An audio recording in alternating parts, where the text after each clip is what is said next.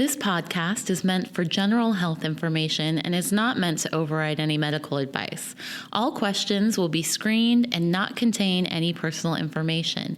If you want a private consultation, contact us via positivechoice.org, or you can contact your provider directly. Thank you and enjoy the episode. Hello and welcome to the Positive Choice Wellness Podcast. My name is Melanie and I'm an exercise physiologist. My name is Kimberly, and I'm a registered dietitian. And we have a special guest with us today, and it is not Brandon. It is, in fact, Shannon Ratliff. Welcome to the show. Welcome, Shannon. Great. Thanks for having me. Happy to be here. Yeah, glad to have you. So who are you? What do you do? Well, we might not have enough time for that here in the podcast, but briefly, I am a lifestyle educator here with Positive Choice. I started with Kaiser Permanente back in 2002 in Denver, Colorado, where I lived for a long time. And then I think in around 2018, I came here to Positive Choice. And really a lot of what I do is program development. I do some different counseling and classes around weight management, bariatric surgery, and our medically supervised weight management program with meal replacements. Mm-hmm. A big project of mine, too, is focusing on developing some remote program options for people so that they can participate remotely. And in my free time, I really advocate for healthy and nutritious food access. So a big project that I've been involved in for 10 years is helping to open a grocery cooperative in Imperial Beach. And it's a community-owned grocery store. Yeah, That's so cool.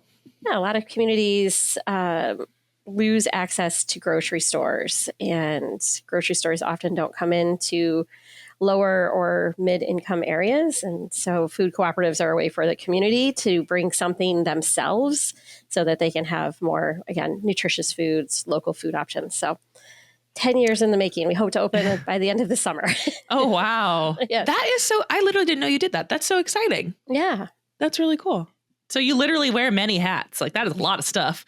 Yeah. It is. Plus, I'm a mom. I have 2 kids, and I run a small zoo of different animals at my house. I love a good animal rescue.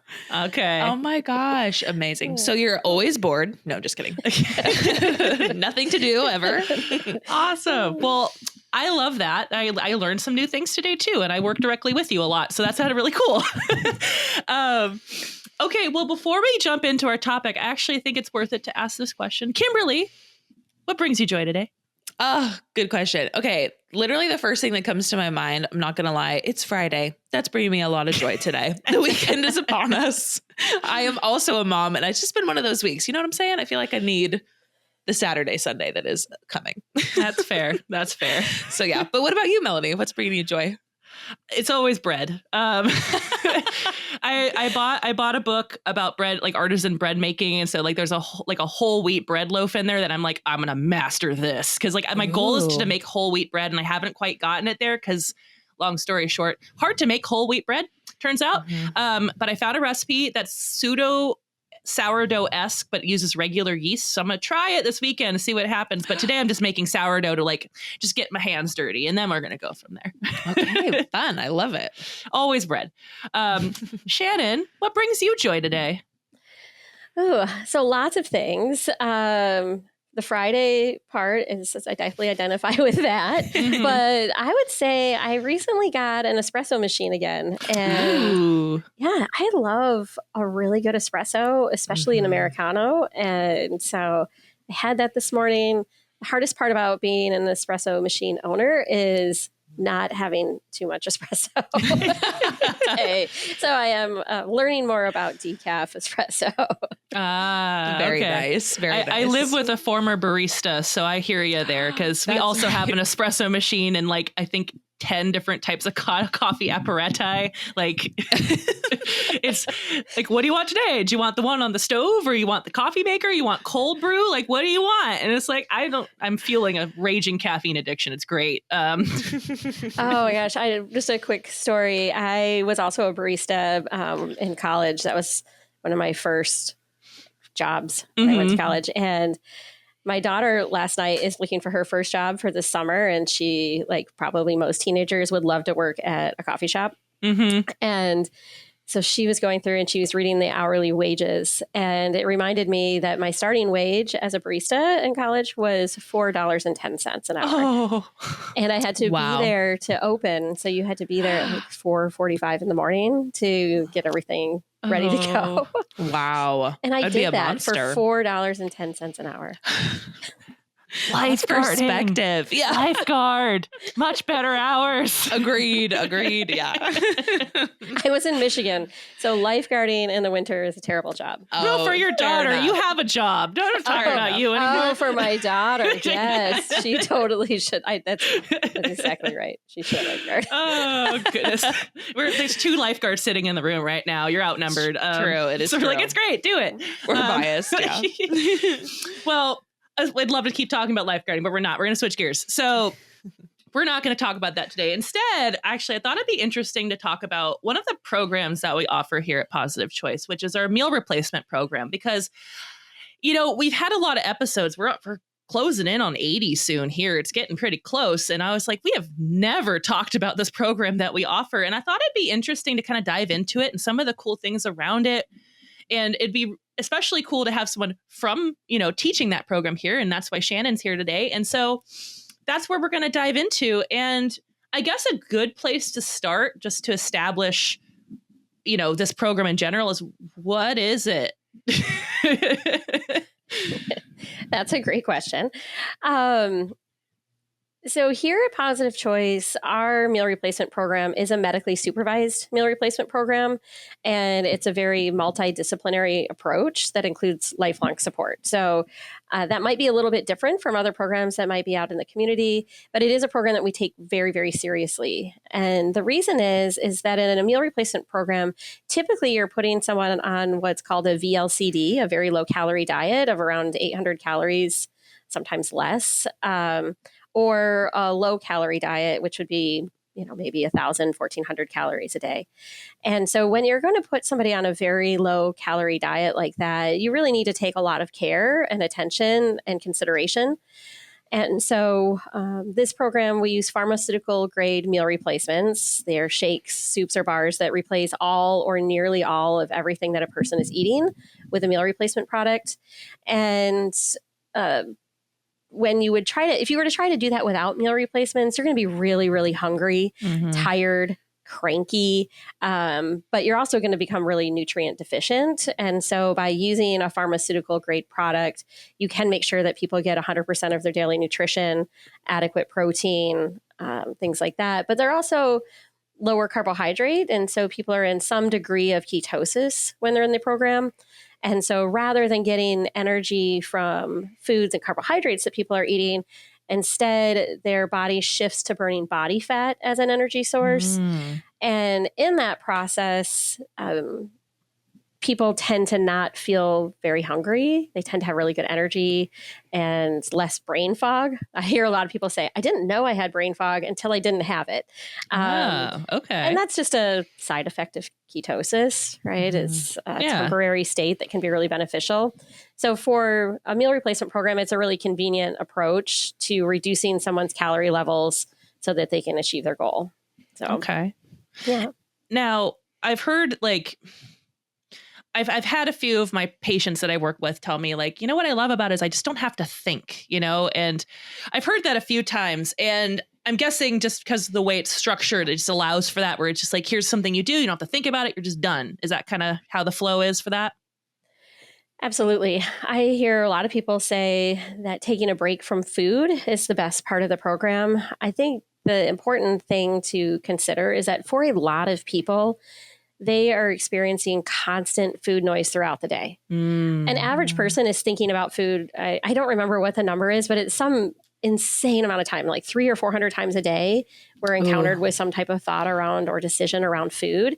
And so for someone who has a long dieting history, a long restriction history, and just genetically, there are people that have just tons of food noise where there are constant thoughts around food that can be highly stressful for people. And so when you go into a structured program like this, where you're having often 5 meal replacements on a pretty set schedule throughout the day with limited variety, it really reduces those thoughts about food. So people feel a tremendous relief.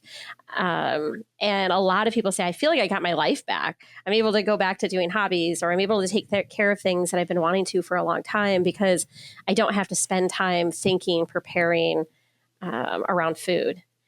Now, I do want to say that this is something that you want to be a very temporary state. Right? You don't want to remove food from people for a long time because it can have an opposite effect later when they return to food, where cravings and thoughts about foods can become louder if they restrict it for too long.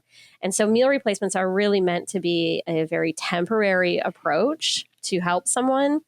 And in our program, we take that temporary period of time really seriously with a very strong psychoeducational program, and it's required. It is a mandatory part of the program for people to participate is they have to do these classes because while we can help people lose weight on a very low calorie diet, the most important part to us is how do we help people have long-term results and sustain it and feel good and experience joy and things in life long-term. Okay. Now, I guess that's because I was going to say, like, why would someone want to consider like a meal replacement program? But you kind of sort of answered that before I get asked that question. But like, you know, that seems like an element of it. But like, are there any other reasons why someone might consider a meal replacement program? Yes, absolutely. So I mentioned food noise, cravings, hunger that people might experience when they try to lose weight. So that can be an advantage with meal replacements is to help reduce those things. But really, if somebody has at least 25 or 30 pounds or more to lose, they might benefit from taking a break from food so they can focus on learning new skills like coping strategies, managing emotions, developing new habits. But for us, also, a lot of people join the program because they're preparing for a surgery or a procedure that requires weight loss. And so meal replacements can help people achieve quite a bit of weight loss in a short amount of time. We also have a lot of people who are using GLP-1s that are having a hard time getting in their nutrition. Some of the side effects of those medications can make it really hard for people to eat and get adequate protein and maintain muscle mass in that weight loss process. We have a lot of people also who have had bariatric surgery and they want a little bit more assistance without compromising their nutrition. So those can have big advantages, but some of the biggest advantages are in people with chronic illnesses. So we see really impressive results when it comes to managing blood glucose levels. So people with type 2 diabetes often are able to stop their medications or significantly reduce them, and often pretty quickly in the program.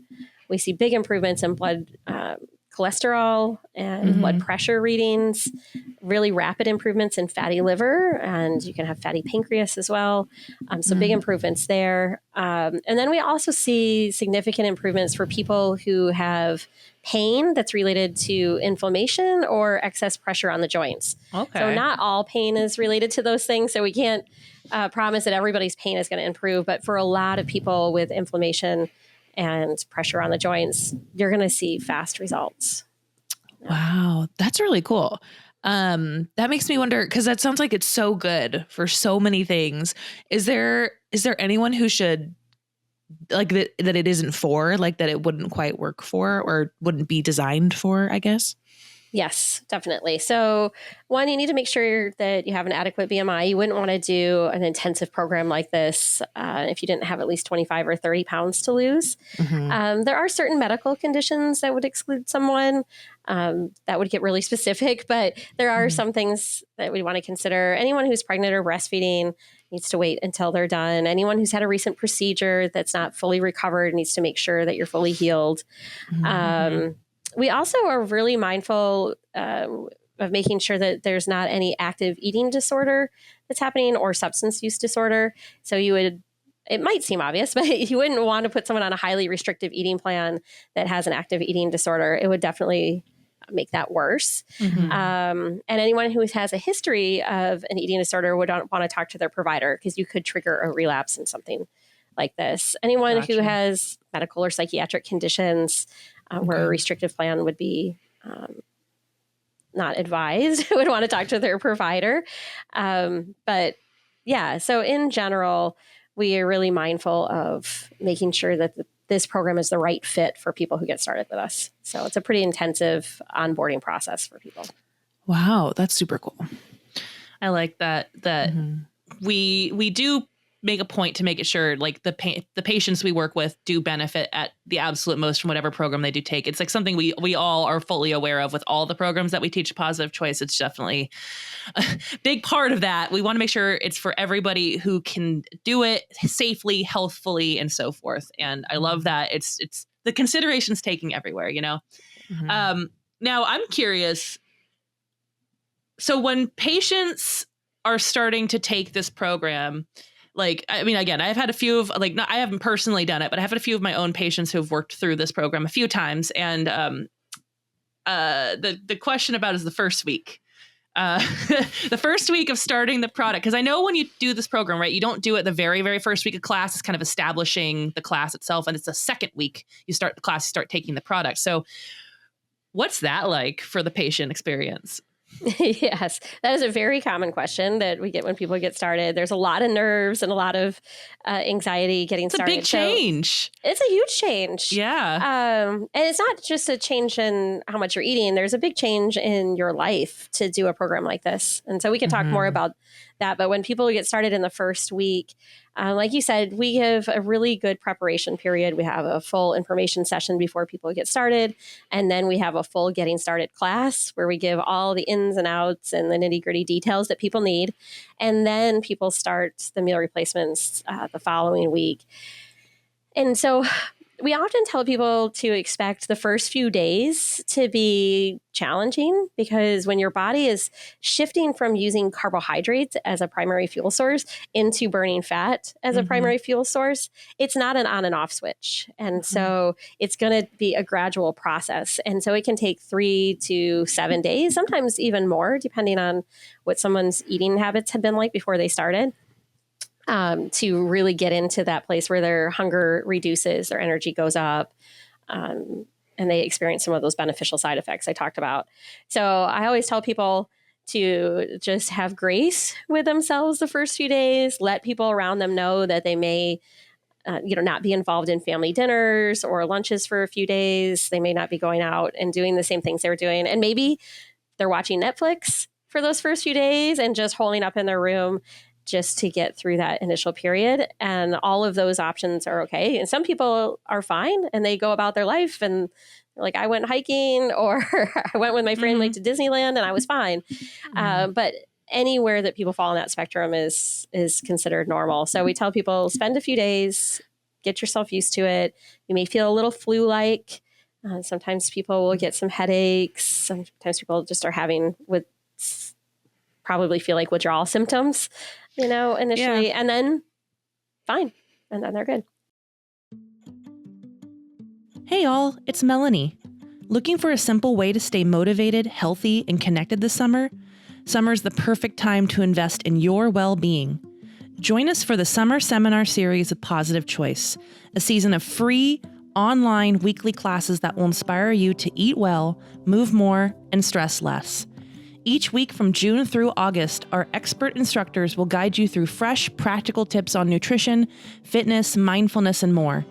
These virtual classes are a fun, easy way to stay connected, learn new skills, and keep your healthy habits on track all summer long, all from the comfort of your home. All summer long, all free, all online, all for your health. See the lineup and register online at positivechoice.org/summer. That's positivechoice.org/summer. See you then. And then they pop into ketosis. That's cool. So once they phase in to that, like kind of past those days, whatever that looks like for them, how quickly do results start coming? And what do those results look like? Like, is there like an average amount of weight people lose a week or? Yeah. So in general, women lose about 2 to 4 pounds per week on a very low calorie diet, men 4 to 6 pounds per week. Unfair. And have higher muscle mass. The more muscle mass you have, the greater benefit you'll get. And men tend to have more of that. And so, but the 2 to 4 pound range, let's talk about for women.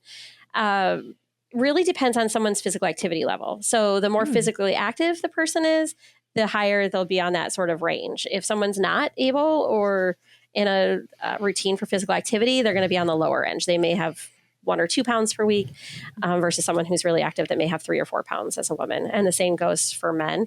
So that's pretty significant. Usually the first week, people lose much more than that if they had a lot of water weight, because in the process of going into ketosis, the body is not storing as much water in the cells. And so for that reason, people tend to have a lot of loss of that water retention that they had. And then it tends to go into a more steady pace. What we see in terms of outcomes in the first 8 weeks is people tend to lose about 15% of their weight in those first 8 weeks. So just for perspective, that's a lot. A typical diet through changing eating, exercise, or behavioral counseling generally results in about 10% or weight loss or less. And so with most people regaining all of that weight or more back. And so for this program, you are going to get more weight loss because your calories are very low. And then over the long term, we tend to see pretty good results with people keeping it off because of how intense our program is. I love that. Yeah, that's great. I love that the exercise is encouraged too, because I say that. Right. That's like a misconception, I think, with anybody is like, when I decrease calories, got to stop moving. You know, there's like something to that. Yeah. So I love that it's still encouraged. As a matter of fact, makes your results better if you keep up the movement. Well, that's what I hear constantly with patients where they're like, well, I'll just work out when I get to my goal. And I'm like, no. And I know this because like Chris, who's like our boss's boss, had me come in and do a gigantic presentation on body composition for all of the medical staff so they could understand the importance of muscle mass. Yeah. Because like, of course, why would you not get an exercise physiologist to pop in and talk about working out? But like, that's, I think, a really good point that you're making is you do, one, get better results with exercise. And then two, there's a lot of research that points to it being more successful in the long term. The more active you are during a program versus like, oh, I'll just wait till it's off. It's like, well, your body will use muscle as a fuel source if you don't. You don't use it, you lose it. That is one of the things people tend to forget. And no matter how someone loses weight, you're probably going to lose some muscle mass in that process, especially if you're losing higher amounts of weight. So you really do want to make sure that you're doing everything you can to maintain as much as possible. Yep. We see this regardless of whatever method people use, whether it's medications, bariatric surgery, meal replacements, even healthy balance. Yeah, calorie restriction, anything like that. People are going to lose muscle mass if they're not actively trying to maintain it. So in this program, there's a couple of things we do. One, before people start, there is a pre-screening process, and we do a body composition analysis for everybody before they start the program. We want to see where they're at. We try not to use BMI as a measure as much as we possibly can. And so body composition really helps us look at the individual, what's going on with them, what might be most beneficial. And we also encourage people to not have weight loss and a number as their goal throughout the program, but to really focus on what it is that they want to achieve. What do they hope to gain during participation in the program? And so when we look at body composition, it helps a lot of people rethink some of the messaging they've heard over time when they were really focused on BMI or a number on the scale. And they can look at their body and say, oh, wow, I'm a little stronger than I thought I was. I really want to maintain this as I go through the program. And then at the end of the program, we do a repeat of that. And so, Kimberly, I think you're aware, you do a lot of these body composition tests for these patients. So they can see where they've come and where they might want to go moving forward and what plans they might want to implement. But during the time in the program, some type of resistance strength training is heavily encouraged to maintain as much as possible. And it's true. There's a big difference between the folks, who come in for their after body composition tests and have admitted that they have not moved versus the folks that have been like, oh yeah, I maintained exercising, the muscle mass difference or the loss, I guess, from like start to end. We can always tell. Like, I've had people lie to my face, like, I've been working out, and I look at their numbers, I'm like, you have not been working out, and don't lie to me. Like, you're like, come on. I can see it. We can tell. I love, Shannon, that you mentioned that the focus isn't quite as much on a number. I think that's super profound because one of these patients who came in for a post kind of body composition analysis she didn't have like a number in mind, but I will say she lost like half of her body weight. Oh, wow. And so by the time she got to me, she said the day before, she had gotten down on the ground and she was like, still kind of thinking about where she was when she started the program. And she was like, what have I done? I'm going to need someone to come over and help me get up and like whatever. And then she realized she just popped right up. She like stood right up from the ground, no problem. And that was like the biggest win for her of all time. And it was just such a cool moment for me that she like didn't care what her number on the scale was anymore, but it was about how she felt just being able to live her life. Mm-hmm. So I think that's awesome. Yeah, that's one of the top questions I ask people when they first start is, what is it that you hope to gain? Mm-hmm. And I would say the top answer is better mobility. So it can sound like being able to get up and down off the floor to play with my grandkids, or I want to be able to coach my kids' soccer team, or I want to be able to go hiking. I've noticed that I'm not able to participate in some things that I used to love to do and used to bring me joy. And I want better mobility. And so very rarely does somebody give me a number as their goal. And I think if you hear that, sometimes that's people's long dieting history, you know, and they're trying to get to a weight. But for most people, it is really more about mobility, freedom, travel, those kinds of things that I think are really important to having a fulfilling life for many people. Just want to tie my shoes, right? Yeah. Now, okay. So like, obviously those are some pretty intense physical changes. I think that can be just so positively impactful on someone's life. But what about like, are there any emotional or social changes that might experience going through this as well? Definitely. So the program that we have in place, so our programs are developed by eating disorder specialists, counselors, people, dietitians, exercise physiologists. So we have a really multidisciplinary, highly skilled team of people that are working on our programs. And in our meal replacement program, especially in our VLCD program, we put a lot of emphasis on helping people to develop better coping skills, manage emotions, develop new habits, understanding why we do what we do, and that a lot of it isn't about willpower or motivation, which a lot of people I think rely on. I just need to be more motivated. I just need to start doing it. I just need to stop doing this and start doing that. And it's a lot more complex than that. I think the drivers that we have are really complex. And I think we benefit from understanding more about behaviors and how we can make changes that are sustainable in the long run and feel good to us. And so our week-to-week program gets into a lot of deep conversations. And I want to say too that our classes are group-based classes, and they're that way for a reason. It doesn't matter what I say nearly as much as what the group is saying to each other. And so there's a lot of camaraderie and understanding in that group that I think makes the biggest difference for a lot of people. It can be very lonely if you've struggled with dieting and eating behaviors and mobility and things like this. It can feel really isolating for a lot of people. So to be in a room with other people who say, me too, I've had that same experience, and it's nice to hear somebody else talk about it, is really profound. And so then we have different topics each week that we're talking about and having really personal conversations about that. And that makes a really big difference in people's mental outlook at the end. So a common quote here is, I came in for the mobility and then I left with a better outlook. I'm excited about my life. I'm back to doing things that I love. And sometimes that's a result of losing body weight, but a lot of times it's a result of the camaraderie and the understanding and the self-compassion and things that come out of the program. Wow. I love that. I mean, we are social creatures by nature, so it totally makes sense. And yeah, like there's so many instances in which we can feel isolated from everyone else, even though we're not. Like, there's definitely people going through the same thing a lot of us are going through. It's just nice to be able to sit down with people either virtually or in a space together and just recognize, hey, I'm not alone. There are other people out there dealing with the same thing as me. And, we're all in it together. And yeah, that camaraderie, I would agree. We have a similar kind of situation with Healthy Balance, I think, as well, where it's just people are like, it's nice to know other people are also struggling. And it's like, yeah, that's what it's about. And it's kind of nice to feel like you're not alone. And yeah, I guess one of the questions I kind of feel like is a good segue moment here is like, because of these experiences, like any aha like moments that you see come up in these classes, like, oh, okay.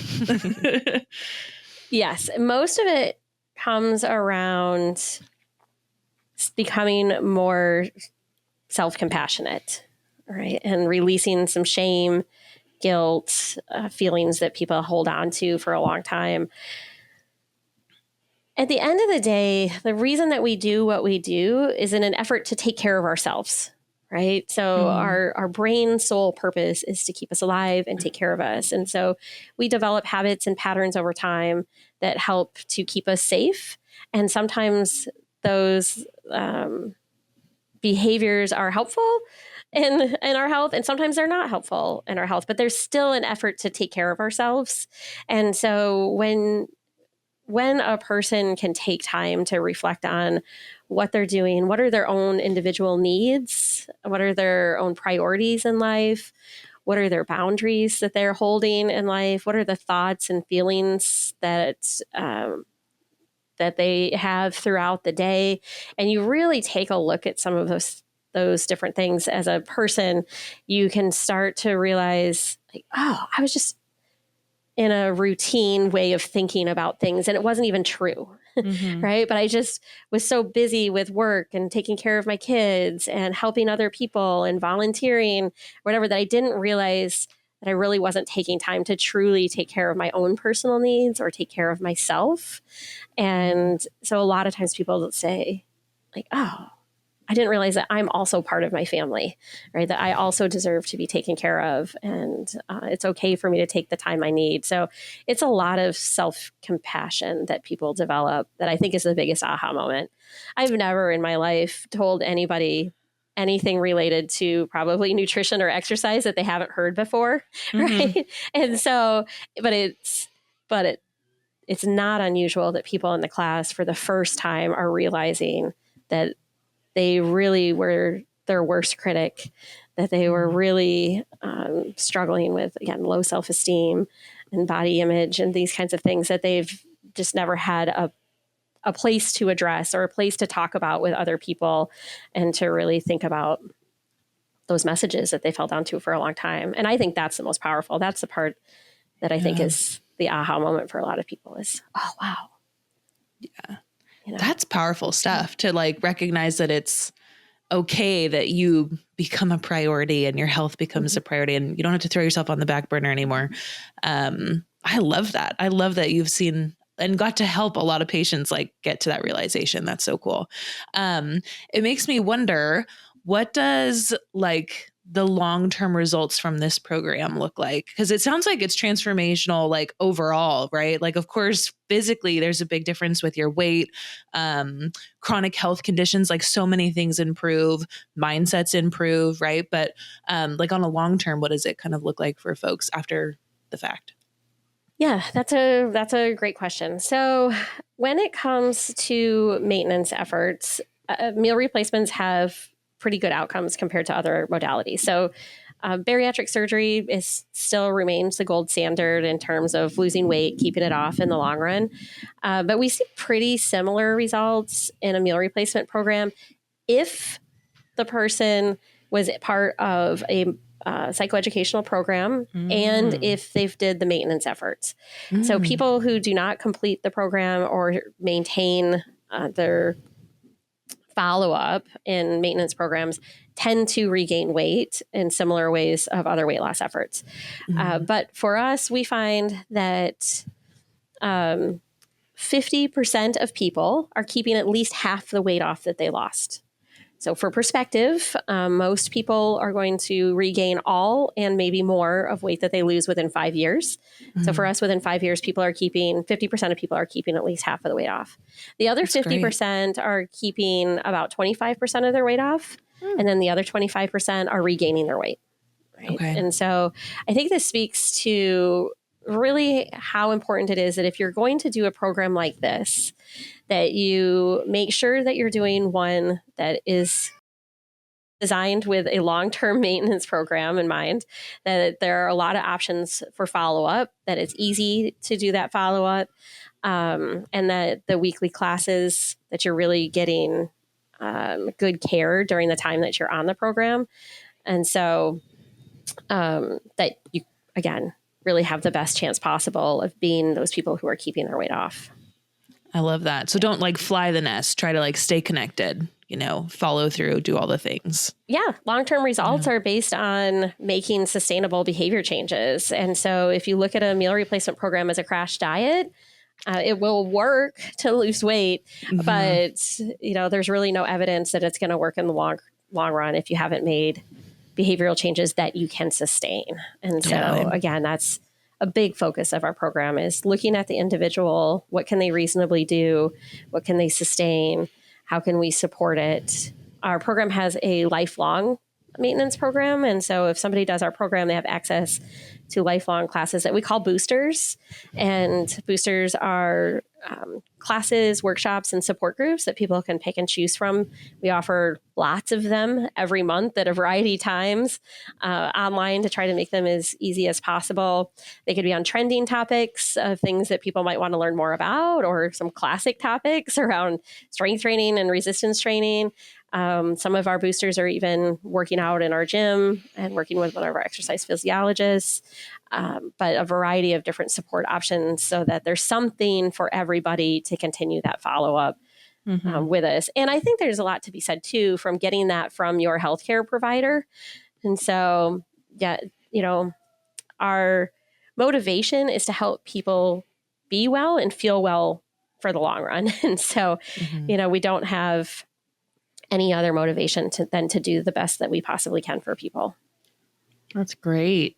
Yeah. Well, I think that's a beautiful place to end because it's about that time. But hey, I appreciate you coming on, Shannon. I think this is really informative and helpful, I think, for people to understand what this program's about, what it entails. Because, yeah, I mean, I think we've had a reputation for years. It's like, oh, it's just the quick weight loss program. But it's a lot more complicated than that, as we're learning today. It's not just like, oh, lose the weight, you're done. Like, our goal is not to see you back. We want you to be successful and like continue forward in life, like maintaining your weight or like doing the best you can. So, you know, if anyone does ever have any questions about this, you're always welcome to call Positive Choice and inquire more. And we do have information sessions you can register for to get more information about it as well. So you don't have to commit right away if you want to learn some more details beyond this podcast. But any final thoughts before we wrap up, Shannon? No, thanks so much for having me. And I hope if you've been thinking about this program and wondering if it's right for you, that maybe this gave you a little bit more information to make the best decision that you can for yourself. But rest assured, again, we take this program really seriously. This is a really complex area. And again, a lot of people come to us because they want to lose weight, but a lot of our program focuses on how do we help people live a fulfilling and joyful life. And so that doesn't always look like weight loss. And so I think, again, like I said, our program is really, you might come for the weight loss, but you're going to leave with a lot more. I love that. I love that. So good. I was just going to say, thanks for explaining like even the heart behind the program too. Yeah. You know, it's not just about bringing people in. Like, we want you to change your life and be happy. So anyway, good stuff. Well, thank you all for being here today. Thank you all the listeners as well. If you want, make sure you like, share, subscribe this episode. You're welcome to comment below in YouTube if you're watching on YouTube. But with that being said, until next time, everybody. Bye. Bye. Thank you.